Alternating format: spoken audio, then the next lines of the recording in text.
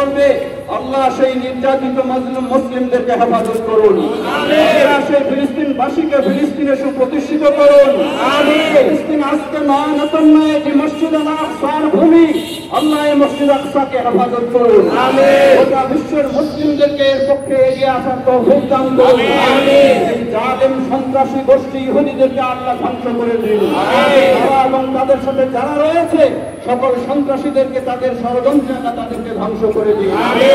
মুসলিমেরা পরস্পর সহযোগী হয়ে আরো শক্তিশালী ঐক্যবদ্ধ হওয়ার আল্লাহ তৌফিক দান করুন। আল্লাহ মুসলিম নির্যাতিত মুসলিমকে সর্বদাই সর্বস্তরে সর্বস্থানে তাদেরকে আল্লাহ সুপ্রতিষ্ঠিত করুন। মুসলিমদেরকে কোরআন ও সুন্নাহর আলোকে ঐক্যবদ্ধ হওয়ার তৌফিক দান করুন।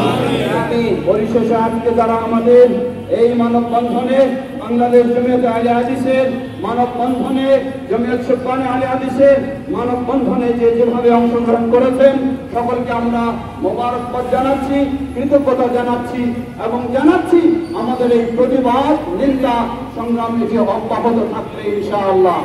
যতক্ষণ না সেই ফিলিস্তিন মুক্ত হয়, যতক্ষণ না সেই নির্যাতন বন্ধ করা হয়। আজকে আমাদের এই আয়োজনে